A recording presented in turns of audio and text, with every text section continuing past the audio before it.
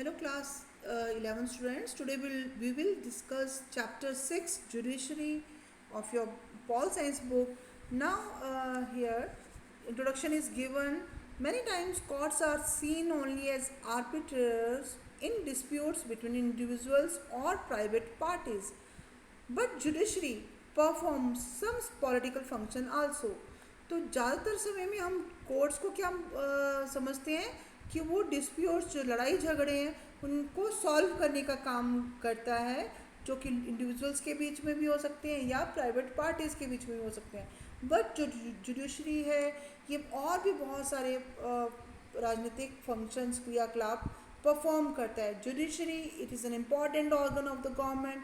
You know there are three organs of the government. The Supreme Court of India, in fact, one of the very powerful courts in the world. Right from 1950s, the judiciary has played an important role in interpreting and in protecting the constitution.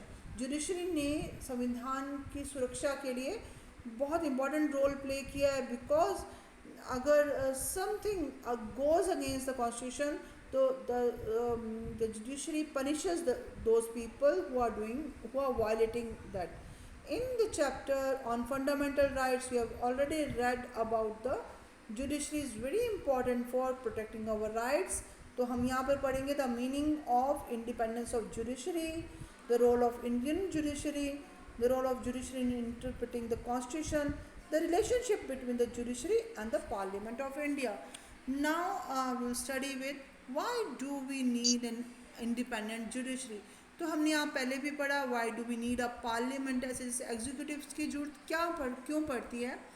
तो यहाँ पर हम पढ़ेंगे क्यों हमें independent जो judiciary की ज़रूरत पड़ती है, ऐसी जुडिशरी जो किसी पर डिपेंड या निर्भर नहीं करती. In any society disputes are bound to arise between individuals, between groups and between individuals or groups and government. और किसी भी सभ्य समाज में क्या होता है कि लड़ाई झगड़े इट्स एविडेंट कि ऐसे प्रॉब्लम्स हों, इंडिविजुअल्स के बीच में हो सकती है, ग्रुप्स के बीच में हो सकती है और गवर्नमेंट के साथ भी हो सकती है. All such disputes must be settled down, they must be settled down by an independent body in accordance with the principle of rule of law. कानून का शासन कहाँ पर हो रहा है? कानून का शासन, the idea of rule of law, कानून का शासन, that ऐसे कानून जिनको संविधान में पूरा लिखा गया, उनका प्रावधान है संविधान में. all such disputes they have to be settled down by the principle of rule of law. Or this idea of rule of law implies that all individuals, rich and poor, man and woman, forward or backward, are subjected to the same laws. जितने भी जो अमीर या गरीब हो, आदमी और औरतों, या जो ऐसी जनजाति के लोग जो कि बहुत समाज में अग्रसर हैं, और कई लोग जो कि बहुत गरीब तबके से बिलोंग करते हैं, उनको सबको सेम कानूनों को, सेम लॉज को फेस करना पड़ता है. The principal role of the judiciary is to protect rule of law and insures supremacy of law. तो जुडिशरी का प्राइम रोल क्या है कि किसको सुरक्षा प्रोवाइड करना? लॉ को सुरक्षा प्रोवाइड करना, रूल ऑफ लॉ, जो कि कानून का शासन स्थापित करना और जो कानून की सुप्रीमेसी को स्थापित करना कि चारों तरफ जो लोग कानून को माने, और जब लोग कानून को मानेंगे तो उसका उल्लंघन करने की नहीं सोचेंगे. It safeguards rights of the individuals, settle disputes in accordance with the law. ये क्या करता है? लोगों के अधिकारों को सुरक्षित रखता है, लोगों के बीच में लड़ाई झगड़ों को सेटल करता है, और वो कानून के according to the law, and ensures that the democracy doesn't give way to individuals or group dictatorship.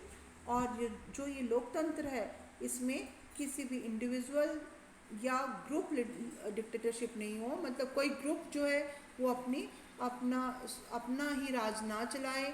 In order to be able to do all this, it is necessary that the judiciary is independent of any political pressure. Judiciary है उसको वो किसी पर निर्भर नहीं होनी चाहिए, किसी पॉलिटिकल प्रेशर पर, राजनीतिक उस पर दबाव नहीं होना चाहिए. तो ये हम पढ़ेंगे इंडिपेंडेंस ऑफ जुडिशरी.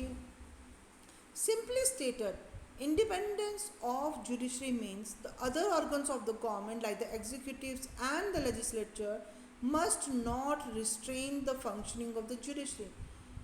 जितने भी एग्जीक्यूटिव्स हैं या लेजिस्लेचर्स लॉ मेकिंग बॉडीज़ हैं जैसे कि पार्लियामेंट, वो जुडिशरी के फंक्शंस को रिस्ट्रेन ना करें, मतलब रोके नहीं, उनमें हस्तक्षेप नहीं करें, और ये अपना it is able to do its justice या अपना न्याय पूरा सही तरीके से कर सकें. The other organs of the government should not interfere with the decision of the judiciary. जो दूसरे ऑर्गन्स हैं गवर्नमेंट के, वो जुडिशरी के निर्णय में इंटरफेरेंस नहीं करें, हस्तक्षेप नहीं करें. अगर जज कोई निर्णय लेता है तो कोई भी पार्लियामेंटेरियन जो है, एमपी या एमएलए, उसके निर्णय को प्रभावित करने की कोशिश नहीं करे. जजेस must be able to perform their function without fear और favour.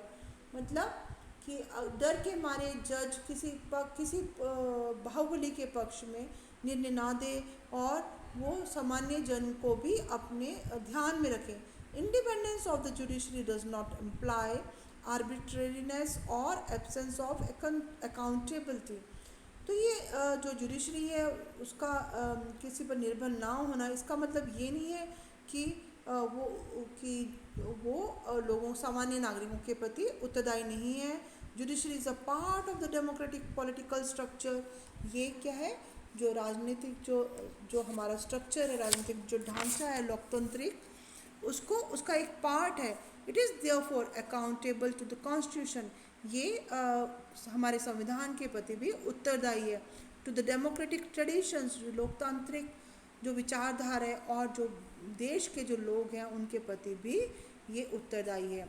How can the independence of judiciary be provided and protected.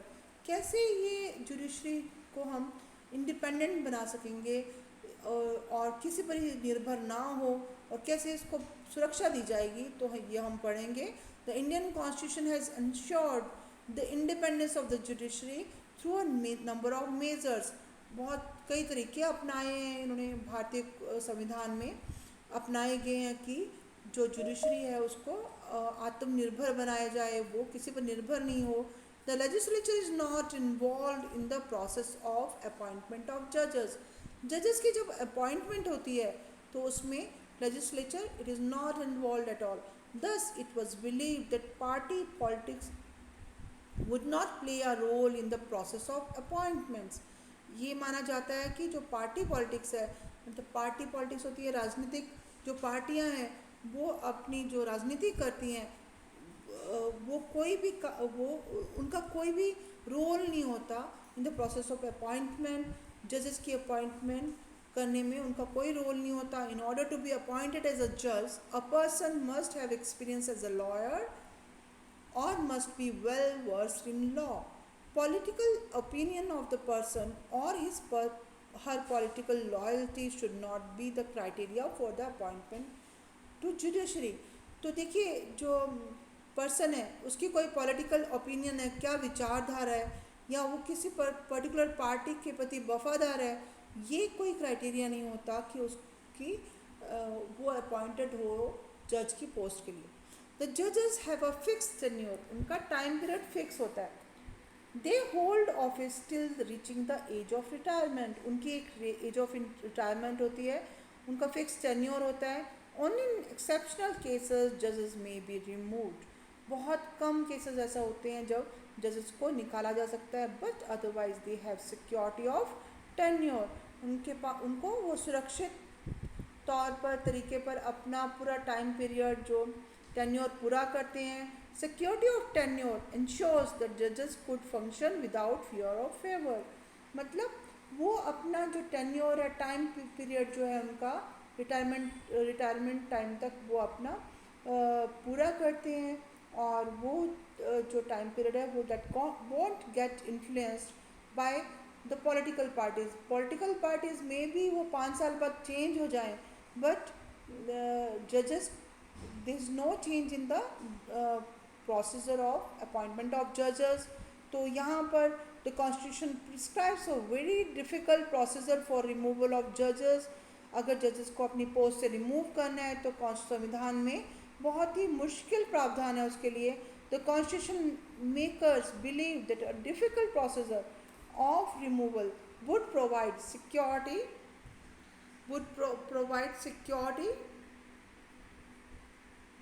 to the office of the members of judiciary. अगर उनको रिमूव करना आसान होगा तो कोई भी पॉलिटिकल पार्टी आकर के अपने संविधान में बदलाव ला करके उनको अपनी पोस्ट से हटा सकती है और अपने फेवर में काम करवा सकती है. इसलिए क्या किया गया है हमारे संविधान में, ये जो प्रोसीजर है रिमूवल ऑफ जजेस, इट इज़ वेरी डिफ़िकल्ट, और ये ताकि कि उनको रिमूव करना आसान ना हो. तो दिस